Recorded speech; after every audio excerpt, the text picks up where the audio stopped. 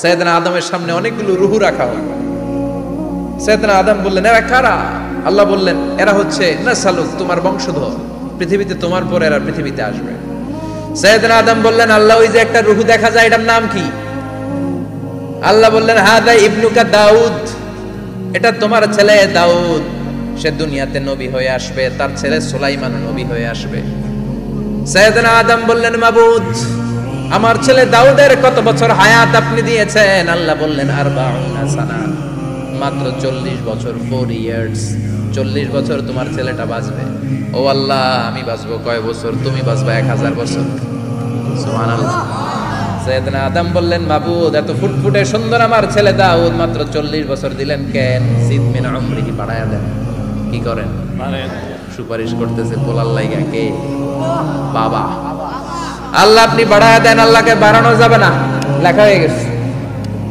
রুফিআতিল আকলাম ওয়া জাফফাতিস সুহুফ, কলম তুলে নেওয়া হয়েছে আর কালি শুকায় গেছে, আর কিছু করা যাবে? সাইয়েদনা আদম বললেন, মাবুদ, আমার 1000 বছর কেন দিলেন? আমার এই সুন্দর ফুটফুটে ছেলেটারে মাত্র শুধুমাত্র 40 বছর কেন দিলেন? ও মাবুদ, আমার 1000 বছরের দরকার নাই, আমার 1000 বছর থেকে 60 বছর আমি আমার ছেলেরে দিয়ে দিলাম। দাউদ আলাইহিস সালাম বাঁচবে 40 বছর, তো বাপ আদম যদি আরো 60 দেয়, 40 আর 60 মিলে কত হয়? 100। ভালো হিসাব করছেন, 100। আর আদম আলাইহিস সালাম পেয়েছিলেন 1000 বছর, 60 কমে গেলে রইল কত? 940 বছর পৃথিবীতে থাকার পরে মালাকুল মাউত চলে এসেছে। কারণ এটা on time, the death will come on time, it never late, কখনো দেরি হয় না। আল্লাহ বললেন, লিকুল্লি উম্মাতিন আজালুন ফাইদা জাআ আজালুহুম লা ইস্তাখিরুনা সাআতান ওয়া লা ইস্তাকদিমুন। মৃত্যুর একটা নির্ধারিত সময় আমি বেঁধে দিয়েছি, অন টাইম, অন টাইমেই চলে আসে, 1 সেকেন্ড আগেও আসবে না, 1 সেকেন্ড পরেও আসবে না। 940 বছর বয়সে মালাকুল মাউত এসে হাজির, এসে বলল, জিতু আন আকবাদা রূহাক, রূহ কবজ করতে আসছি। আদম আলাইহিস সালাম বললেন, রূহ কবজ করতে আসছো মানে? আমি বাঁচবো তো 1000 বছর। কয় বছর? মালাকুল মাউত বললেন, না না, ওই যে আগের কথা স্মরণ করেন, আপনি 60 বছর দিয়ে দিয়েছিলেন। কয় না, আমি দেই নাই, আমি আরো বাঁচুম, আরো 60 বছর পাওনা আছি, আমি দেই নাই। মালাকুল মাউত বললেন, আপনি দিয়েছেন? আদম বলে, দেই নাই। মালাকুল মাউত বলে, আল্লাহ ঘটনা দেখেন, দিয়া কয় দেই নাই। আল্লাহ কয়, থাক, কথা কইস না, আয়া বস। সুবহানাল্লাহ পড়ে। নাসিয়া আদম ফানাসিয়া বানু, ভুলে গেছেন আমি, আমরা ভুলে যাই, আমরা খেয়ে বলছি খাই নাই, নিছিলাম পকেটে, কয় নেই নাই। এরকম ডাকাইত আছে না নাই? আছে। নাসিয়া আদম ফানাসিয়া বানু, বিশ্বনবী বললেন, আদম ভুলেছে তো তার সন্তানরাও ভুলে যায়। জাহাদা আদম ফাজাহাদা যুররিয়াতু, আদম অস্বীকার করেছে, তার সন্তানরাও অস্বীকার করে। সেদিন থেকে আল কিতাব ওয়া শুহুদ, মানে লিখে রাখার সিস্টেম আর সাক্ষীর সিস্টেম চালু হয়েছে। সুবহানাল্লাহ পড়েন। সুবহানাল্লাহ। 940 বছর বয়সে মালাকুল মাউত এসে আদম আলাইহিস সালামের রূহ নিতে পারে নাই। উনি 1000 বছর যখন হয়েছে তখন এসে সাইয়েদনা আদম আলাইহিস সালামের রূহ কবজ করেছে। যেই দিন পৃথিবীর প্রথম মানব, প্রথম নবীর রূহ মালাকুল মাউত দুনিয়ায় এসে কবজ করেছে, ওই দিনটাও ছিল জুমাবার। সুবহানাল্লাহ, আল্লাহু আকবার। আবার বিশ্বনবী বললেন, লা তাকুমুস সাআহ ইল্লা ফি ইয়াউমিল জুমআহ ইযা যুলজিলাতিল আরদু জিলজালাহা ওয়া আখরাজাতিল আরদু আসফালাহা ইযা রুজ্জাতিল আরদু রাজ্জান ওয়া বুসাতিল জিবালু বাসসা। কিয়ামতের দিন পৃথিবীটাকে একটা প্রকম্পন দিয়ে কাঁপিয়ে দিবে কে?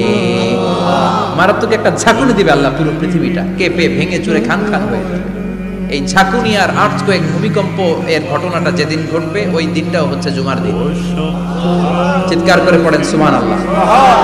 তার মানে আদম সৃষ্টি হলো জুমার দিনে, দুনিয়ায় নামিয়ে দেয়া হলো জুমার দিনে, তওবা কবুল করে নেওয়া হলো জুমার দিনে, রূহ কবজ করা হলো জুমার দিনে, আবার কিয়ামত সংঘটিত হবে জুমার দিনে। পড়েন সুবহানাল্লাহ।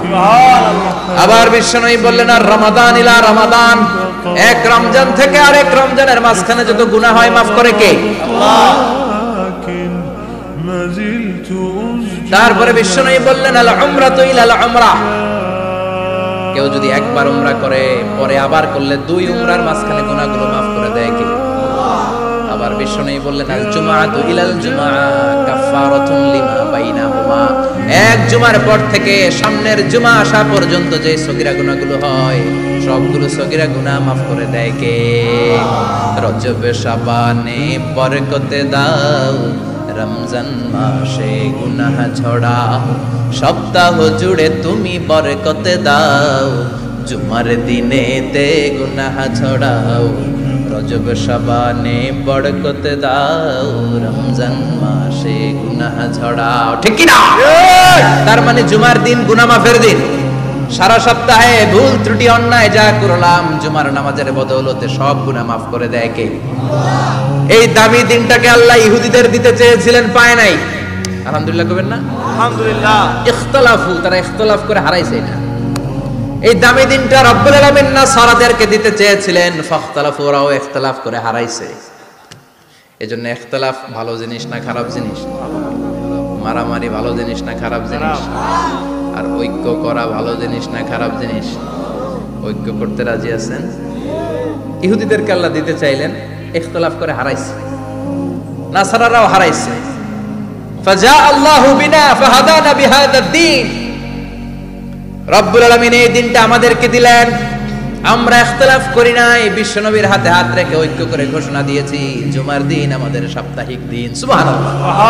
বিশ্বনবী বলেন ফাগাদান লিল ইয়াহুদ, সাপ্তাহিক আনন্দের দিন ইহুদিদের জন্য হচ্ছে শনিবার, ইয়ামুস সাবত, ও বাদা গাদ লিন নাসারা, আর খ্রিস্টানদের জন্য হচ্ছে রবিবার, আর আমাদের জন্য হচ্ছে শুক্রবার। চিল্লায় পড়েন আল্লাহু আকবার। তার মানে জুমার দিন, জুমাবারের মর্যাদা বেশি না কম? চিল্লায় বলেন বেশি না কম? জুমার দিন সকালবেলা ফজরের নামাজের পর থেকে ফেরেশতারা যতগুলো মসজিদে জুমা অনুষ্ঠিত হয় ওই মসজিদে ঢোকার প্রতিটা দরজার মধ্যে দাঁড়িয়ে থাকে। কারা কারা আগে আগে জুমার নামাজ পড়ার জন্য মসজিদে যায়, প্রত্যেকের নামগুলো একটা জান্নাতের রেজিস্ট্রি খাতার মধ্যে তুলে নেয়। এই নামগুলো স্পেশালি আল্লাহর কাছে পাঠানোর জন্য। সুবহানাল্লাহ কইবেন না? সুবহানাল্লাহ। ডানে বায়ে সামনে পেছনে যতগুলো দরজা, প্রতিটা দরজায় ফেরেশতারা বসে থাকে। কে আগে আসলো নাম তুলে দেয়। তুলতে তুলতে তুলতে তুলতে খতিব সাহেব যখন খুতবা দেওয়ার জন্য মিম্বারে যেয়ে বসে যায়, ফেরেশতারা তাদের খাতা বন্ধ করে তারাও খতিব সাহেবের সামনে জুমার খুতবা শোনার জন্য বসে যায়। পড়েন সুবহানাল্লাহ। প্রথম জুমার দিন জুমার মসজিদে যে ঢুকবে, বিশ্বনবী বললেন আল্লাহর রাস্তায় একটা উট কুরবানি দিলে যে সওয়াব, এই সওয়াব আল্লাহ আমলনামায় দিয়ে দেয়। দ্বিতীয় পর্যায়ে যে ঢুকে, বিশ্বনবী বললেন বাকারা, গরু কুরবানির সওয়াব পায়। 3 নম্বরে যে ঢুকবে, বিশ্বনবী বললেন কাবশা, হাদিসের ভাষায় এসেছে আল কাবাস, কাবাস মানে হলো বকরি, বকরি কুরবানির সওয়াব। 4 নম্বরে যে ঢুকবে তার হচ্ছে দাজাজা, দাজাজা মানে মুরগি।